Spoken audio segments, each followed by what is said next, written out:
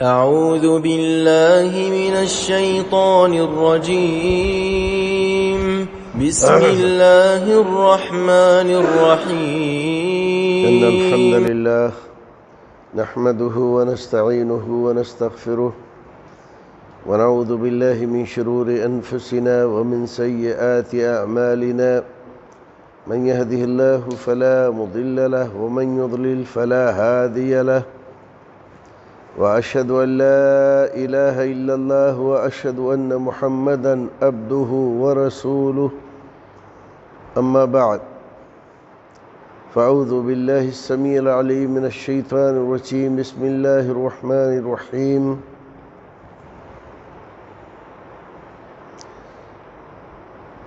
كتب عليكم الصيام كما كتب على الذين من قبلكم لعلكم تتقون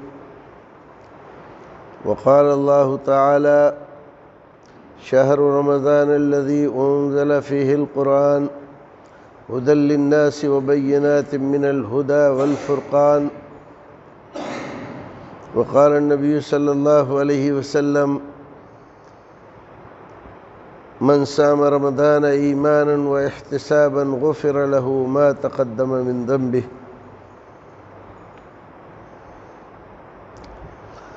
حمد و ثنا، تعریف و توصیف اور تمام طرح کی بڑائیاں اللہ سبحانہ و تعالیٰ کے لیے لائق اور زیبا ہے، جو تمام جہانوں کا خالق و مالک و روزی رسا ہے اور اسی کے قبضہ قدرت میں یہ ساری کائنات ہے۔ جو چاہتا ہے کرتا ہے، اور جو اس نے چاہا وہ کیا، اور جو چاہے گا وہ کرے گا۔ کوئی اس کے ارادے، مشیت اور فیصلے کو نہ کبھی پہلے بدلتا تھا، نہ آج بدلتا ہے، نہ آئندہ کوئی بدل سکے گا۔ بڑا مہربان، نہایت رحم کرنے والا ہے، نیکیوں کو پسند کرتا ہے اور برائیوں سے نفرت کرتا ہے۔ نیکوکاروں کے لیے اس کے یہاں بڑے بڑے انتظامات اس نے کیے ہیں، اور ان کے لیے جنتیں بنائی ہیں، ان کے لیے ہمیشہ کے آرام، چین، سکون کا سامان مہیا کیا ہے، اور ان تمام کا تذکرہ وہ ہمیشہ انبیاء کرام علیہم الصلاۃ والتسلیم کے ذریعے آسمان سے نازل ہونے والی کتابوں میں اور نبیوں اور رسولوں کو حضرت جبریل کے ذریعے بتا کر دنیا والوں کو وہ بتاتا رہا ہے۔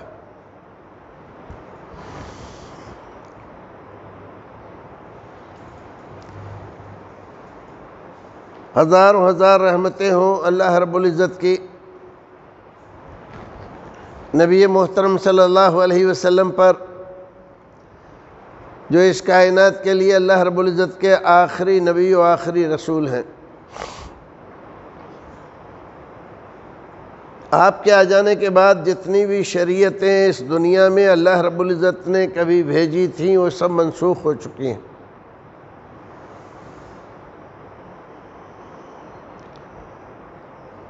جس طریقے پر حضرت عیسیٰ اور حضرت موسیٰ علیہ السلام کے زمانے میں عبادت کی جاتی تھی، آج اللہ رب العزت اس طریقے پر عبادت کرنے پر راضی نہیں ہے۔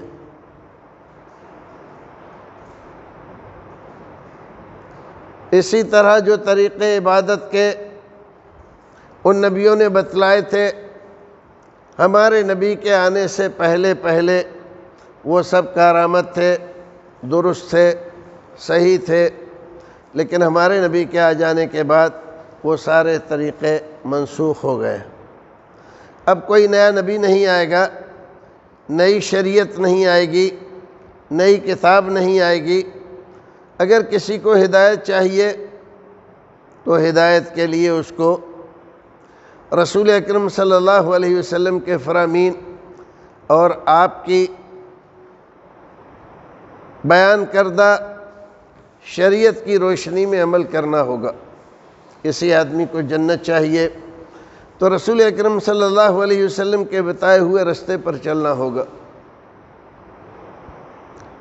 اور اگر کوئی آدمی یہ چاہتا ہے کہ وہ اللہ رب العزت کو راضی کرنے میں کامیاب ہو جائے تو اس کا بھی ایک ہی طریقہ ہے، اور وہ ہے کہ رسول اکرم صلی اللہ علیہ وسلم کی فرما برداری کرے۔ بغیر آپ کی فرما برداری کے، بغیر آپ کی بات مانے، کوئی آدمی اللہ رب العزت کے یہاں چاہے وہ کتنی ہی مشقتیں کرے، پریشانیاں جھیلے، مصیبتیں اٹھائے، کچھ بھی کر لے، لیکن اللہ رب العزت کے یہاں وہ قابل قبول نہیں ہے۔ رسول اکرم صلی اللہ علیہ وسلم نے یہ بات اپنی زندگی میں ایک بار نہیں سینکڑوں بار بیان فرمائی ہے۔ ایک بار نبی اکرم صلی اللہ علیہ وسلم کے کچھ صحابیوں کے دل میں ایک بات آئی کہ ہم دیکھیں کہ ہمارے نبی دن و رات میں یعنی 24 گھنٹے میں کتنی عبادت کرتے ہیں، اور جتنی آپ کرتے ہیں اتنی ہی ہم بھی کریں گے۔ تو اس مقصد کو حاصل کرنے کے لیے وہ رسول اکرم صلی اللہ علیہ وسلم کے گھر گئے، ازواج مطہرات سے پوچھا تو انہوں نے بتلایا کہ آپ جب گھر میں آتے ہیں تو آپ کی مشغولیتیں یہ ہوتی ہیں۔ رات کے بارے میں بتلایا کہ آپ نماز کے بعد آتے ہیں تو آپ اگر گھر میں کوئی کام ضرورت رہتی ہے تو کام کرتے ہیں، نہیں تو سو جاتے ہیں۔ پھر اس کے بعد رات کے ایک حصے میں اٹھتے ہیں، اس وقت نماز پڑھتے ہیں یہاں تک کہ اذان فجر ہو جاتی ہے، اور کبھی کبھی اذان فجر سے پہلے بھی تھوڑا سا لیٹ لیتے ہیں، اور اذان ہوتی ہے تو پھر اٹھتے ہیں، پھر سنتیں پڑھتے ہیں، اور پھر تم لوگوں کے پاس چلے جاتے ہیں۔ دن بھر تو تمہارے پاس رہتے ہیں، باقی کیا کرتے ہیں وہ تو تم لوگ بہتر جانتے ہو ہم سے۔ یہ 3 آدمی تھے، تینوں نے ایک دوسرے کو دیکھا، فَكَأَنَّهُمْ تَقَالُّوهَا، ان لوگوں کو لگا کہ یہ جو عبادت اور جتنی رات کو نماز پڑھنے کی تفصیل بتائی گئی ہے یہ تو بہت تھوڑی ہے۔ پھر خود ہی کہنے لگے کہ آپ کو کیا ضرورت ہے عبادت کرنے کی، آپ تو بخشے بخشائے ہیں۔ اللہ رب العزت نے پہلے ہی آپ کو بخشش کا پروانہ دے دیا ہے۔ بھئی ہم لوگ تو گنہگار ہیں، خطا کار ہیں، معصیت کار ہیں، ہمیں عبادت زیادہ کرنی چاہیے۔ جتنا رسول کرتے ہیں یہ کم ہے، لیکن ان کے اعتبار سے ٹھیک ہے، کیونکہ ان کو ضرورت نہیں، بخشے بخشائے ہیں، ہم زیادہ کریں۔ تو اس میں سے ایک صاحب نے اعلان کیا کہ آج کے بعد میں ہر دن روزہ رکھا کروں گا، ہر دن روزہ۔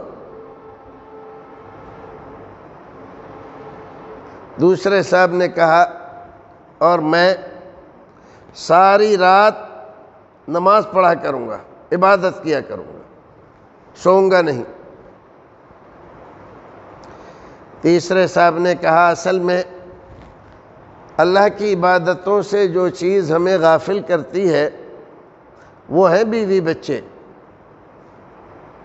ان کے جھنجٹ میں پڑھ کر، ان کے لیے کمانے دھمانے کے چکر میں پڑھ کر اور ان کو پالنے پوسنے میں ہم لگے رہتے ہیں اور اللہ کی عبادت ہو نہیں پاتی ہے۔ لہٰذا میں تو بھئی شادی نہیں کروں گا، بیوی کا اور بچوں کا جھنجٹ ہی نہیں رکھوں گا، اور یہ جو وقت مجھے ملے گا یہ سارا وقت اللہ کی عبادت میں لگا دوں گا۔ غور کرنے کا مقام ہے، ارادے کتنے اچھے ہیں، کتنے نیک ہیں۔ ایک آدمی ساری رات نماز پڑھے، یہ تو اللہ رب العزت کا بہت پہنچا ہوا بندہ ہو گیا، اور ایک آدمی ہر دن روزہ رکھتا ہے، کبھی افطار نہیں کرتا، تو روزہ تو بہت بڑی عبادت ہے۔ اب ساری زندگی کے لیے اس بات کو طے کر لے کہ روزانہ روزہ رکھوں گا، میں ہر دن روزہ رکھوں گا، تو یہ تو بہت بڑی بات ہے، یہ معمولی بات تھوڑی ہے۔ اور آدمی بیوی اور بچوں سے الگ رہے، شادی نہ کرے، صرف اس لیے کہ میں اللہ رب العزت کی عبادت اچھی طرح کر سکوں گا، اس سے بڑی اور اچھی نیت اور ارادہ کیا ہو سکتا ہے؟ بظاہر تو یہ لوگ نہایت اعلیٰ درجے کے پہنچے ہوئے اولیاء کرام میں سے ہیں، جیسے ہمارے یہاں لوگوں نے معیار قائم کر رکھا ہے، جو آدمی بیوی بچوں سے تعلق نہ رکھے، بیوی بچے ہوں بھی تو ان کو چھوڑ کر چلا جائے جنگل میں، پہاڑوں میں بسیرا کرے، دنیا کی سیر کے نکل جائے، ایک لنگی باندھ لی، اوپر سے لمبا کرتا پہن لیا، سر پہ ایک رومال باندھ لیا، اور ٹیڑھا سا ایک ڈنڈا لے لیا ہاتھ میں، اور الا اللہ کہتے ہوئے ساری دنیا میں پھر رہے ہیں، یہ اللہ کے ولی ہیں۔ ہمارے یہاں کا یہ معیار ہے۔ ماں باپ کی خدمت نہیں کرتا، بیوی بچوں کا خیال نہیں کرتا، رشتہ داروں کی خبر نہیں لیتا، اپنے پڑوسیوں کو کبھی فائدہ نہیں پہنچاتا،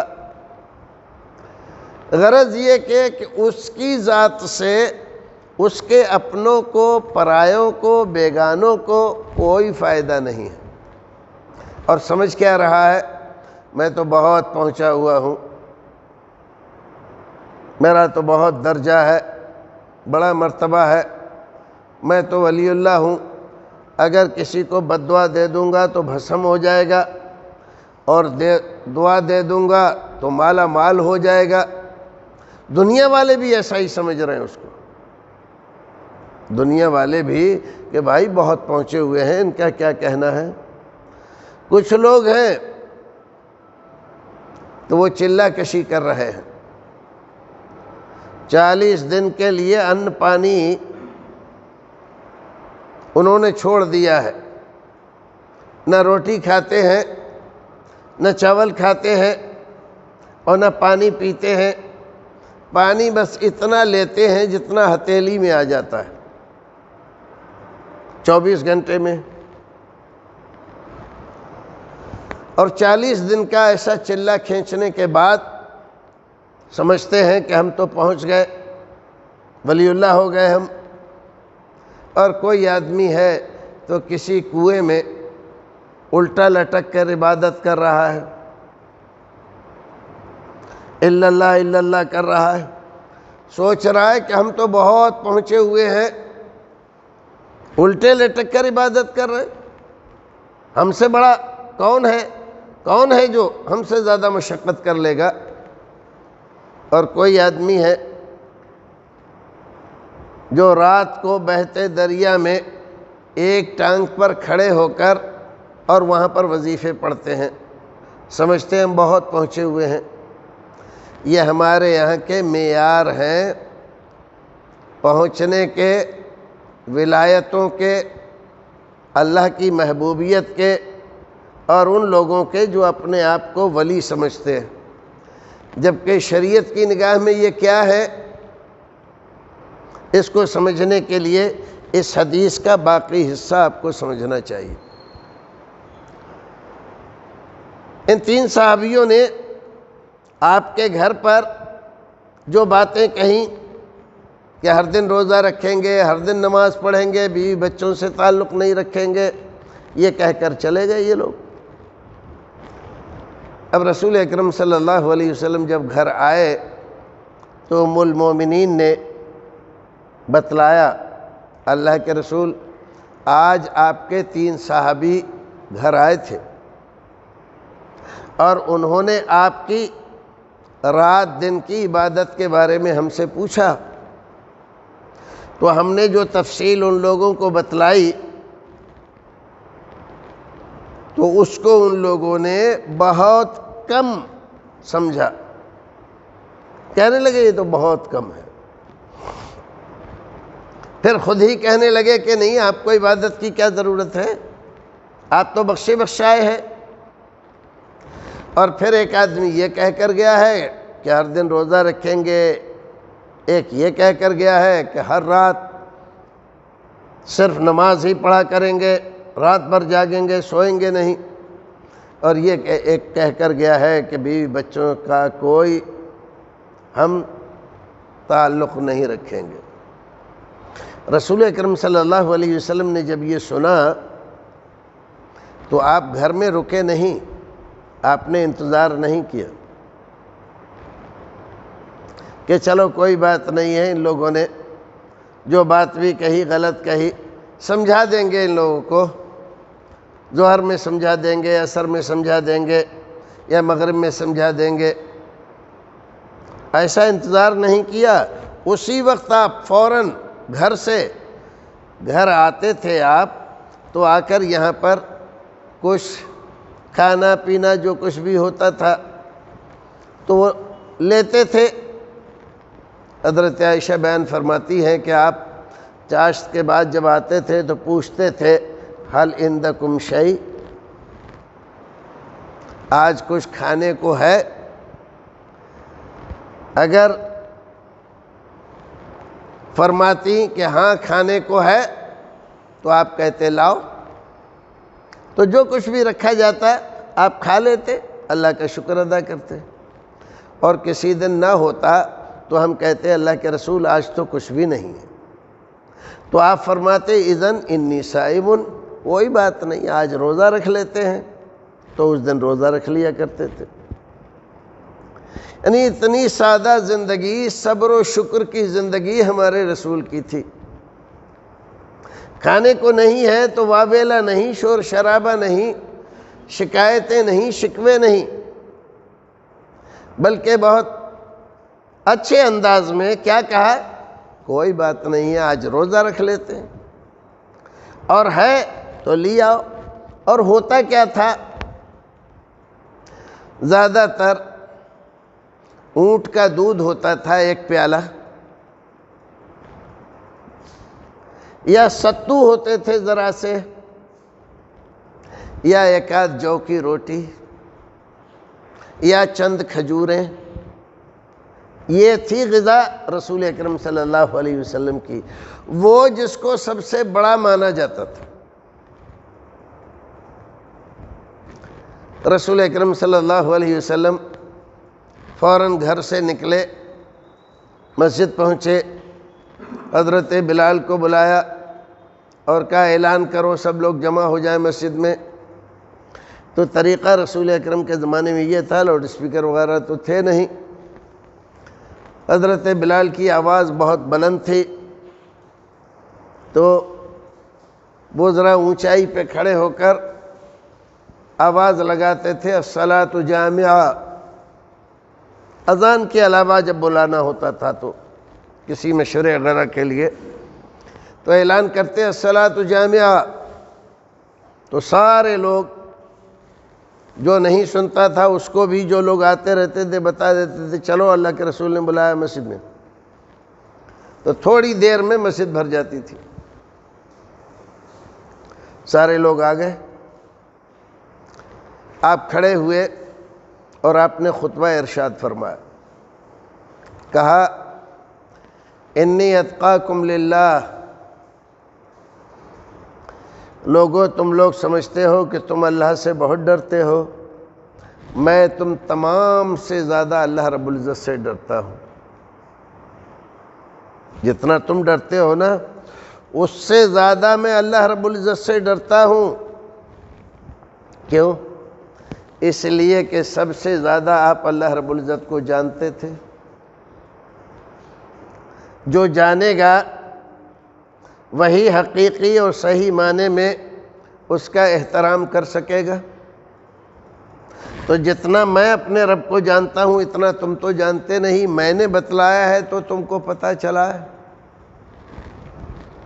انی اتقاکم للہ واخشاکم لہ، اور سب سے زیادہ اس کے لیے عاجزی اور انکساری، خشوع و خضوع اختیار کرتا ہوں. میں سید المرسلین، سید الاولین والآخرین ہوں، اس کے باوجود سب سے زیادہ اللہ رب العزت سے ڈرتا ہوں. پھر فرمایا کچھ لوگ ایسے ہیں تم میں جو ایسا کہتے ہیں، ایسا کہتے ہیں، ایسا کہتے ہیں. تینوں آدمی کی بات ذکر کی. محدثین کرام بیان فرماتے ہیں کہ رسول اکرم نے ان لوگوں کے نام نہیں لیے، حالانکہ آپ کو معلوم تھا کون کون لوگ تھے، جانے پہچانے لوگ تھے، لیکن نام نہیں لیے. کیوں نہیں لیے؟ تاکہ ان کو شرمندگی نہ ہو، لوگوں کو یہ لوگ جنہیں کیا کیا کرتے رہتے ہیں، اللہ کے رسول نے آج ان کے خلاف خطبہ دیا ہے، لوگ ایسے کہیں گے نا تو ان کو شرمندگی ہوگی. اس سے بچانے کے لیے تو رسول اکرم بلا وجہ کسی کو ٹارگیٹ کریں، کسی کو خفیف کریں، کسی کو ذلیل کریں یا سماج میں برا ثابت کریں، یہ آپ کی عادت مبارکہ نہیں تھی. جتنی بات سے کام چل جائے تو آپ کا مقصد تو سارے صحابہ کرام کو اصلی دین اور اصلی شریعت، اصلی اسلام اور اللہ کی رضامندی کیسے حاصل ہوتی ہے یہ بتلانا تھا. کس کس نے کیا کیا کہا اور کیا کیا غلطی کی، اس سے تو کوئی مقصد نہیں، تو وہ بتلایا آپ نے. اور پھر فرمایا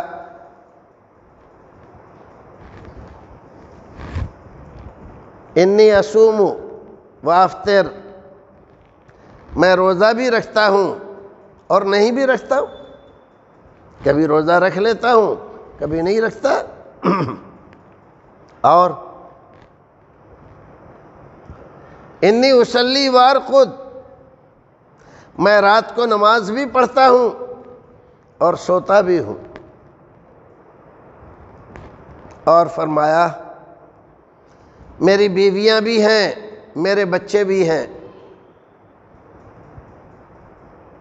اور فرمایا یہ ہے میری سنت، یہ ہے میرا طریقہ، یہ ہے میرا اسوہ. فمن رغب عن سنتی فلیس منی،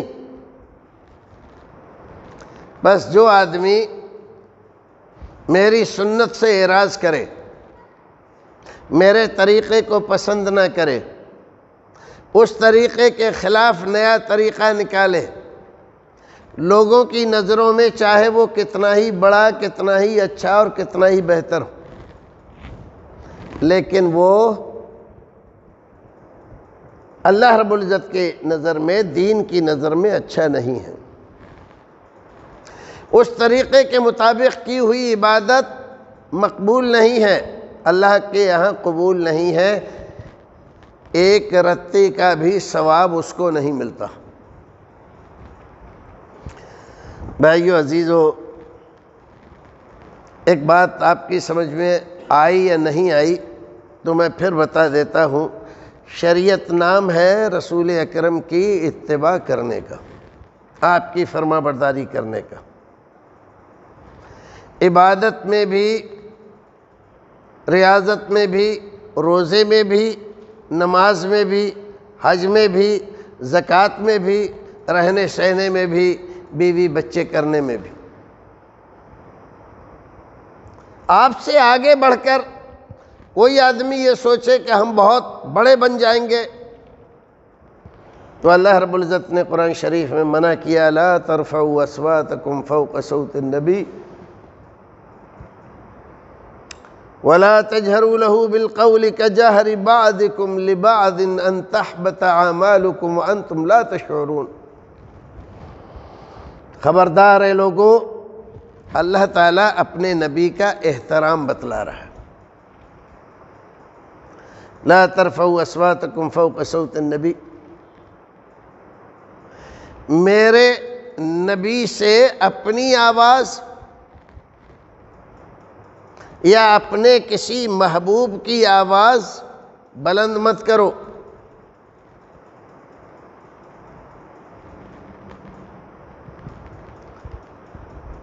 آواز بلند رہے میرے محبوب کی، میرے نبی کی، آپ سے اونچی آواز کسی کی نہیں ہونی چاہیے۔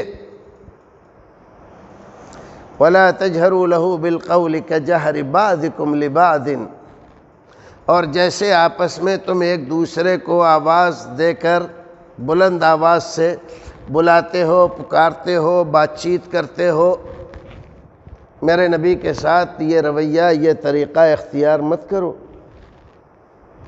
ان تحبط اعمالکم وانتم لا تشعرون، کہیں ایسا نہ ہو کہ تمہارے سارے اعمال غارت کر دیے جائیں اور تمہیں پتہ بھی نہ چلے۔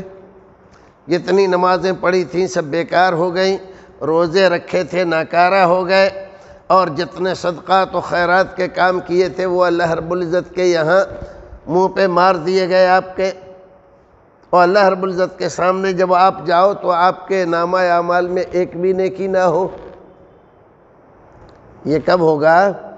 جب آپ اپنی یا اپنے کسی بڑے کی، محبوب کی، پیر کی آواز اللہ کے نبی کی آواز سے بلند کرنے کی کوشش کرو گے تو اللہ رب العزت اتنی بڑی سزا دے گا کہ آپ کی زندگی بھر کی ساری عبادتیں بیکار کر دے گا۔ کیا بات سمجھ میں آئی؟ ہمیں نبی سے مقابلہ نہیں کرنا، نہ آگے بڑھنا، نبی کے پیچھے رہنا۔ اور یہ جو لوگ کہتے ہیں کہ اس میں کیا حرج ہے، یہ آج نہیں پتہ چل رہا ہے ان کو کہ اس میں کیا حرج ہے، کل پتہ چلے گا جب ساری نیکیاں برباد ہو جائیں گی۔ نبی کی مخالفت کرنے میں آپ کو کوئی حرج محسوس نہیں ہو رہا ہے؟ نہیں، ہم کون سا برا کام کر رہے بھی؟ نماز ہی تو پڑھ رہے ہیں، قرآن ہی تو پڑھ رہے ہیں، ہزاری روزے رکھتے ہیں لوگ، ہزاری نمازیں پڑھتے ہیں لوگ۔ سال میں ایک تہوار آتا ہے مسلمانوں میں، ہزاری روزے کا اور ہزاری نمازوں کا، رات بھر جاگتے ہیں اور نمازیں پڑھتے ہیں اور روزہ رکھتے ہیں۔ یہ ہزاری روزے اور ہزاری نمازیں اللہ کے رسول نے بتائی ہیں کیا؟ نہیں بتائی۔ آپ پڑھ رہے ہو، آپ سمجھ رہے ہو بہت ثواب کما رہے ہو، تو ثواب مل رہا ہے آپ کو، آپ کے باقی اعمال بھی غارت ہو جائیں گے۔ آپ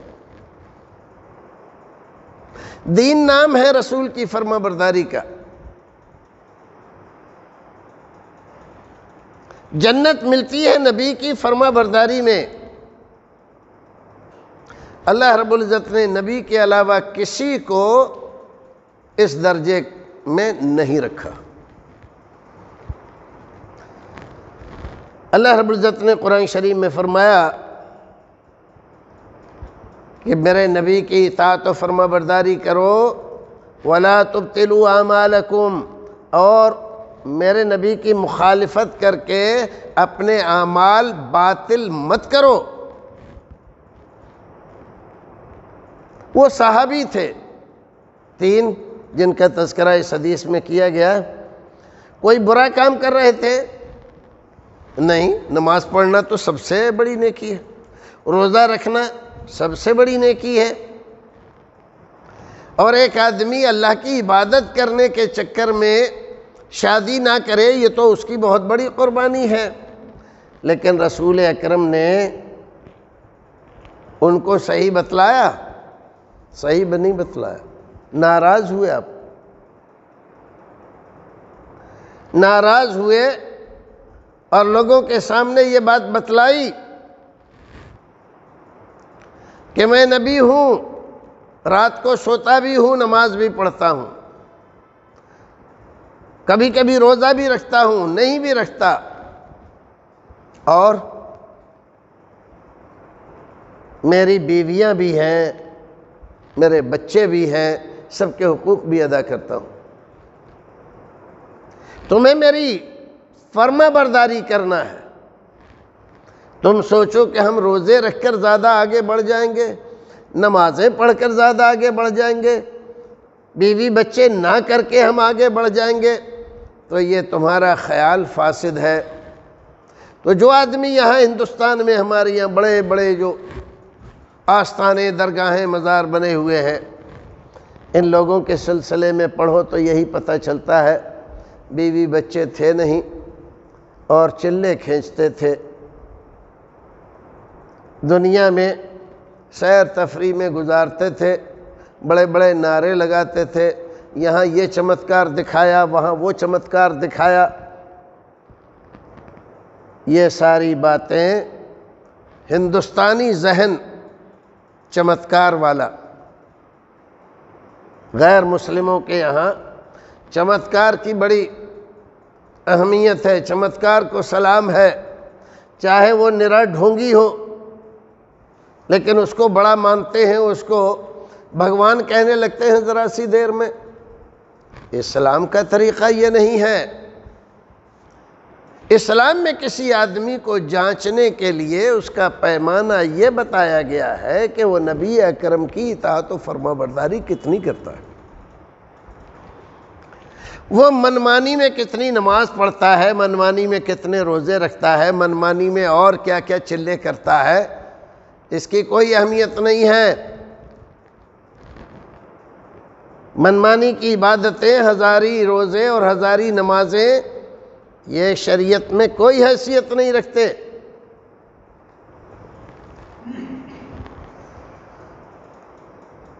اصل درجہ اور مرتبہ ہے نبی کی اطاعت و فرما برداری کا۔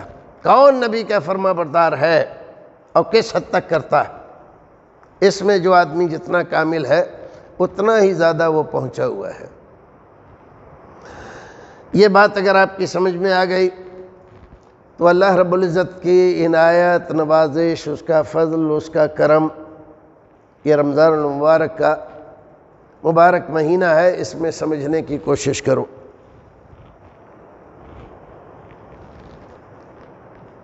ہمیں کیوں منع کیا گیا ہے کہ نبی سے آگے بڑھ کر ساری رات نمازیں پڑھنے، ہر دن روزے رکھنے، بھی بچوں سے الگ ہو کر عبادتیں کرنے، ان کی ضرورتیں نہیں ہیں؟ کیوں؟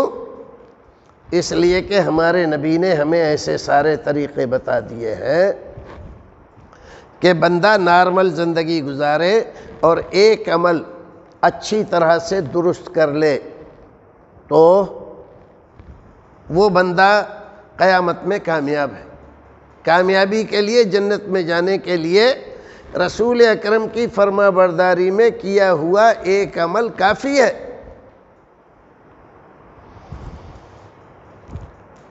ایک بار رسول اکرم صلی اللہ علیہ وسلم ممبر پہ تشریف لائے تو آپ کے ممبر کے 3 زینے تھے اور آپ تیسرے پہ اوپر کھڑے ہو کر خطبہ دیا کرتے تھے۔ تو جب پہلے پہ قدم رکھا تو کہا آمین، دوسرے پہ قدم رکھا کہا آمین، تیسرے پہ قدم رکھا تو کہا آمین۔ اب سارے لوگ جو بیٹھے ہوئے ہیں وہ حیران کہ یہ کیا ہو رہا ہے؟ آج سے پہلے تو کبھی آپ نے جمعے کے خطبے میں منبر پہ تشریف لے جاتے ہوئے آمین نہیں کہا۔ آج بار بار آمین کیوں کہی جا رہی ہے؟ تو جب رسول اکرم صلی اللہ علیہ وسلم لوگوں کی طرف رخ کر کے کھڑے ہوئے تو دیکھا کہ ہر ایک آدمی کا چہرہ سوال بنا ہوا ہے، ہر ایک کے چہرے پہ ایک سوالیہ نشان لگا ہوا ہے۔ تو آپ نے محسوس کیا کہ یہ لوگ جاننا چاہتے ہیں کہ یہ آمین کیوں کہی گئی۔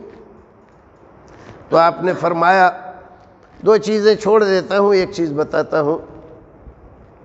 فرمایا کہ حضرت جبریل آئے تھے اور انہوں نے کہا کہ ہلاک و برباد ہو وہ آدمی، خاب و خسر، وہ آدمی ہلاک و برباد ہو گیا جس آدمی نے رمضان کا مبارک مہینہ پایا اور اپنی بخشش نہیں کروائی۔ کیا مطلب ہوا؟ مطلب یہ ہوا کہ آدمی کی بخشش کے لیے ایک رمضان کافی ہے۔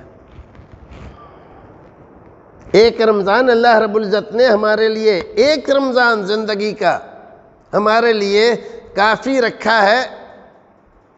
کس کے لیے؟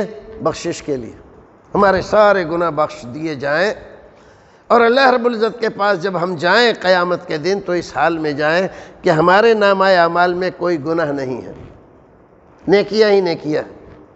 کتنا خوش نصیب ہوگا وہ بندہ۔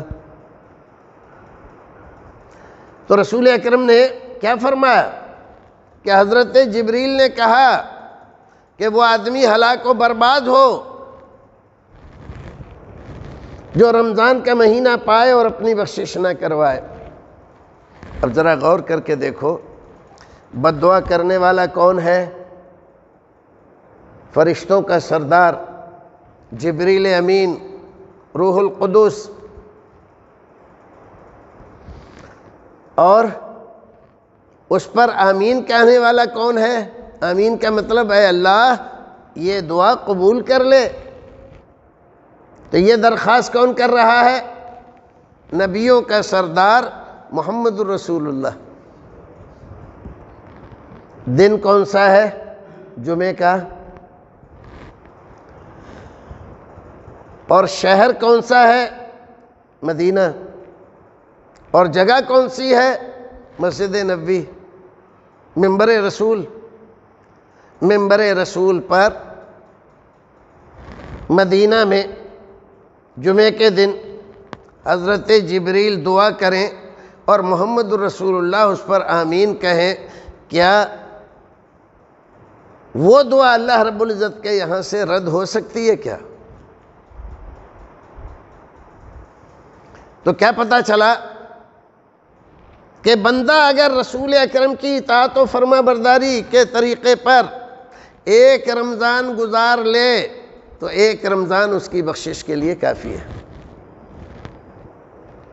جب ہمیں ہمارے نبی نے ایسے طریقے بتلا دیے جس سے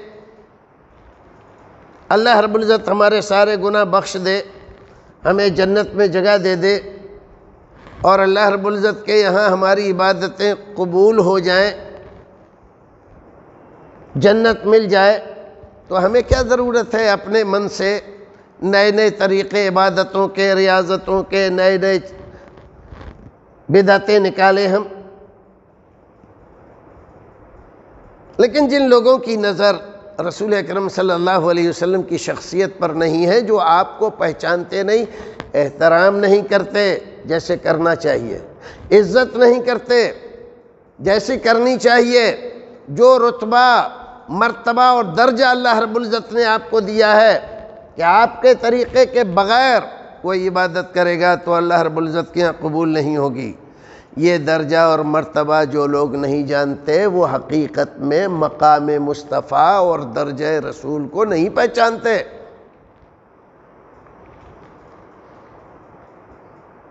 ایک رمضان آدمی کی بخشش کے لیے کافی، یہ نبی کے طریقے پر آپ گزارو تو۔ اب آپ دیکھو رسول اکرم صلی اللہ علیہ وسلم کی صحیح حدیث، فرمایا من صام رمضان ایمانا واحتسابا غفر له ما تقدم من ذنبه۔ ایمان سلامت رکھے بندہ، ایمان میں کسی طرح کی جھول نہیں ہونی چاہیے، شرکی آمیزش نہیں ہونی چاہیے، جاہلیت کی آمیزش نہیں ہونی چاہیے۔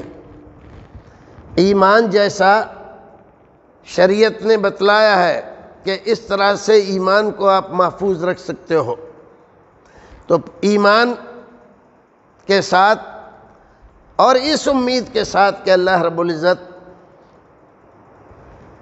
مجھے اس عمل پر ثواب دے گا اور قیامت میں میرے گناہ معاف کر دے گا، اس نیت کے ساتھ آپ نے روزہ رکھا رمضان کا یعنی پورے مہینے کا۔ اللہ رب العزت کے یہاں سے آپ کا کیا ہوا؟ غفر له ما تقدم من ذنبه۔ اس سال سے پہلے جتنی زندگی آپ نے 40 50 60 سال کی گزاری، جتنے بھی گناہ کیے تھے صغیرہ گناہ، وہ سب اللہ رب العزت نے معاف کر دیا آپ کے، صرف روزہ رکھنے سے۔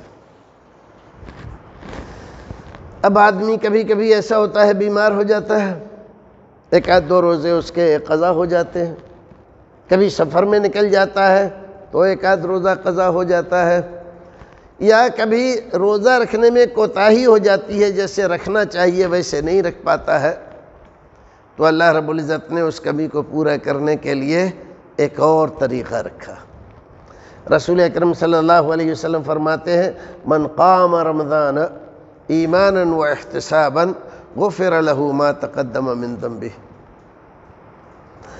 اگر آدمی رمضان بھر قیام کرتا رہے، قیام اللیل جس کو آج کل تراویح کہتے ہیں، قیام اللیل کرتا رہے پورے رمضان بھر،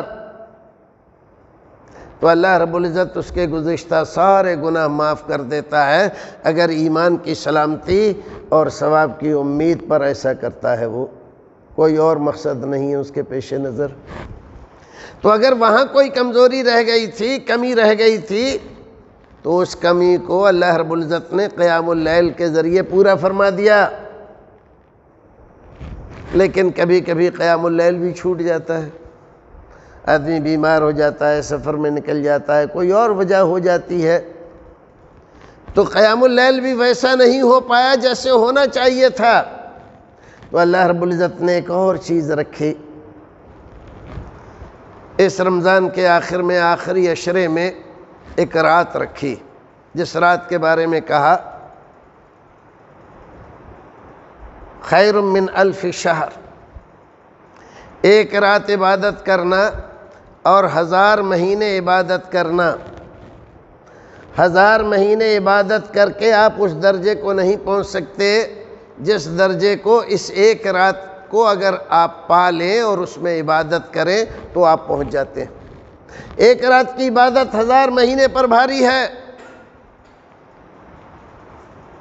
فرمایا من قام لیلۃ القدر ایمانا واحتسابا غفر له ما تقدم من ذنبه۔ ایمان اور ثواب کی امید پر اگر آدمی لیلۃ القدر میں قیام کرے تو اللہ رب العزت اس کے گزشتہ گناہ معاف فرما دیتا ہے۔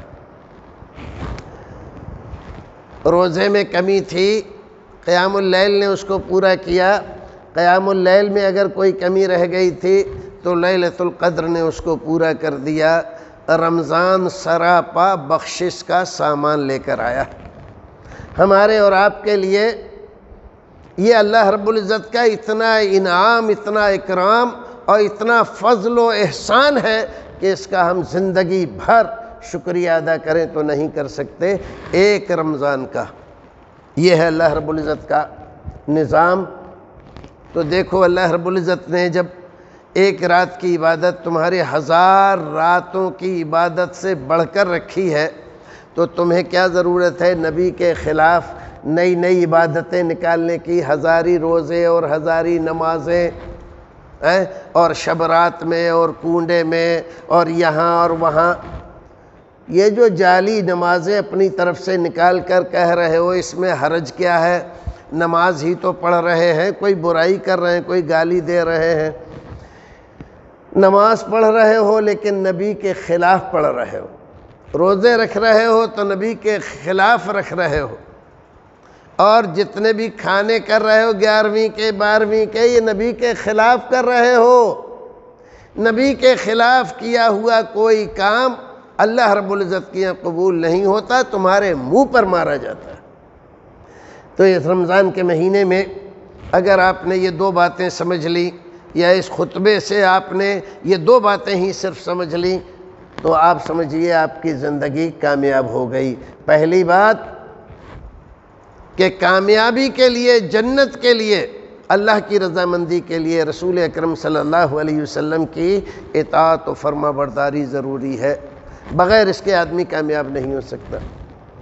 دوسری بات، شریعت پر چلنے، ثواب کمانے، درجے حاصل کرنے کا اگر کسی آدمی کو شوق ہوا ہے تو اس کو چاہیے کہ نبی کے طریقے کو دیکھے کہ کیسے درجے حاصل کیے جاتے ہیں، کیسے مرتبے حاصل کیے جاتے ہیں۔ جو نبی نے بتلایا ہے اس طریقے کو اختیار کرے، درجے بھی ملیں گے اور اللہ کے یہاں قبولیت بھی ملے گی، رضامندی بھی ملے گی۔ اور اگر اس کے خلاف کرے گا تو اس کی ساری عبادتیں باطل اور رد کر دی جائیں گی۔